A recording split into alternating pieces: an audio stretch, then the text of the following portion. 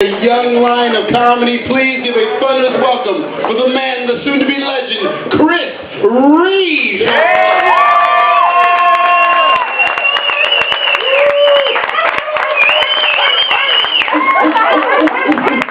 See you. Hey, Spudz. Hey, man, Spudz. Who's here to have a good time tonight? Me. That's it? Alright. That's what home is. I was clicking around YouTube the other day, watching some videos, you know, everyone's guilty of a little guilty pleasure. And I came upon one of these competitive beer chugging contests. You know the one. Big, sweaty, fat guys from Wisconsin lining up shoulder to shoulder with condescending grits, going to battle in a competition as old as the word freshman. Later in the video, they showed an interview with one of the competitive beer chuggers, and he described his particular technique. And it seems that these guys and gals have just refined the muscle control in their throats in order to keep it wide open. That's when it occurred to me. I could assemble an unstoppable drinking machine if I could just recruit some porn stars. I can see it now. Artie Gunderson from the Sheboygan team, already off to a great pace. He's already starting on his second liter. But wait a second. Misty Canyons from the Anti-Coastal video team, taking them on two at a time like it's their senior prom all over again. Wait a second, Skip. I've never seen this before. Where is she sticking that third liter? Will the judges count off for non-oral ingestion? We'll just have to wait and see after the break. Speaking of competitive sports, any of y'all watch women's tennis? Oh, yeah. Yeah?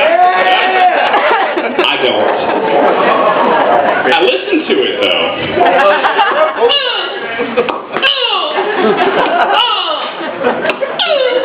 Which is all great. Good time. It was free.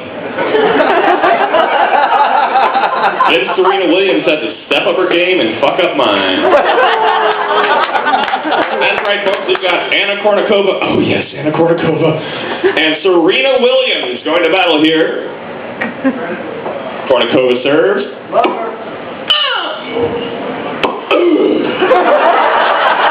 I nearly ripped my dick off the first time. Seriously though, I don't always have sex by myself. Yeah, right. Recently I was having sex with this girl. Wait a second, she might be here tonight. Carmen?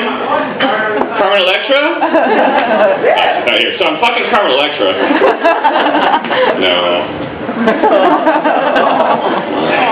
For a while, I don't have a good segue in between these two, but for a while I was working at this restaurant downtown called Dante's Down the Hatch. It's all a fondue restaurant, and surprisingly enough, for it being a fondue restaurant, you couldn't get chocolate fondue as a dessert unless you special order. It came in a big party.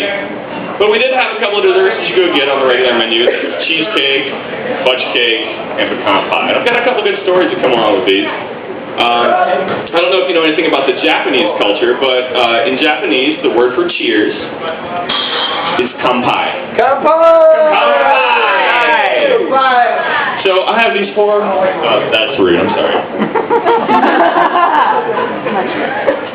I have these four Japanese businessmen enjoying their dinner, and it comes down to dessert time. I say, gentlemen, we have three options for dessert. We have cheesecake, fudge cake, or pecan pie. Pecan pie! No, you don't understand. You don't understand. We have cheesecake, fudge cake, and pecan pie. Pecan pie! So like 6 rounds later, they order a cheesecake. Another funny dessert story. I have a gay couple one day sitting down at a two-top. They have a nice dinner. It's very romantic. Comes down for dessert. Gentlemen, we have cheesecake, fudge cake, and pecan pie. They look at the menu, come back, and, yeah, we'll have the fudge cake, but without the almond slivers. Well, I'm sorry, actually the almond slivers are throughout the cake and already on the cake, but I really like the pecan pie. No lie, his honest response straight to my face was, oh, I don't like nuts. Cheesecake it is. Anybody been in trouble with the law? I told you I was going to bring a bunch of my friends. So one time when I was personally being processed into that country club, as we like to call it, I was getting processed in right around dinner time. And seated next to me was this rather portly Mexican fellow who, from the way that he ate, he must have been homeless. But the trustee comes along, it's dinner time, he's pushing on the cart, we're not yet processed into the holding cell. And if you're not familiar with institutionalized food, there's something called chili mac, which is elbow macaroni and meat sauce, dirt cheap. Serve it to your elementary schools, your camp kids, your inmates. So the guy sitting next to me starts bouncing up and down in his chair, chanting, "It's the noche del chili mac! It's the noche del chili mac!" And sure enough, our plates of chili mac come out, and he eats every bit of it. I mean, this styrofoam tray has not been so clean since it was brand new, and I'm sure they were using. So we're waiting to get processed in. And all the other detainees that were already in the holding cell didn't like it so much as my buddy. Because apparently it's this amigo's favorito. So the unfinished trays are stacked by the door. By the time we get processed in, they're surely cold. There's probably about 20 of them stacked up there for the trustee to come back and pick up. That's when our man shines. He eats every single bite remaining of those 20 to-go boxes of chili mac. So fast forward a couple hours as I'm trying to get as much sleep as I can in jail on this tiny little 2.5-inch aluminum bench. Our buddy's sleeping on the ground, occasionally passing out of side and asleep. And then comes an eruption of gas, like worse than like Mount Vesuvius, any volcano you can think of, Mount St. Helens. I'm talking ash and shit. All of a sudden he stands up, takes a mad dash to the single unshaded toilet in the corner of the the holding cell. Flops his ass down. Of course there's no seat. The sounds that follow still haunt my dreams to this day.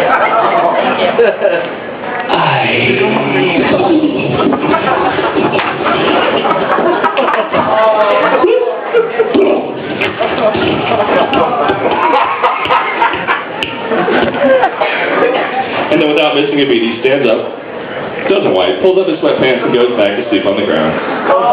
Like a little angel. I mean, that's pretty stupid. But not as stupid as GPS in a NASCAR. Turn left ahead. Turn left ahead. Turn left ahead. Turn left ahead. 500 fucking times. Welcome to Daytona, folks. So, gentlemen, ladies, got some long-term relationships in the room. I see a few I know. I see some married people, some people that have had girlfriends for a long time. Everyone always complains about, once you had a girl for a while, how hard it is to get a blowjob anymore. No, it's not. If my dick was that small, I wouldn't have a problem getting a blowjob. So I started thinking about it. What if it's in the wordage? Blowjob. Sounds like work. Might as well call it a blow chore. What if we spiced it up a little bit? Call it a blow hobby. This would open up the door for hand hobbies, rim hobbies. My girlfriend's not a cocksucker, she's an enthusiast. Which leads me to a new move I've learned. We're all familiar with the motor boat, right? Next time your girl's down there, don't forget to ask for a scroter boat. And I wish I had something stronger to leave on, but that's it. Ladies and gentlemen, thank you. My name is Chris.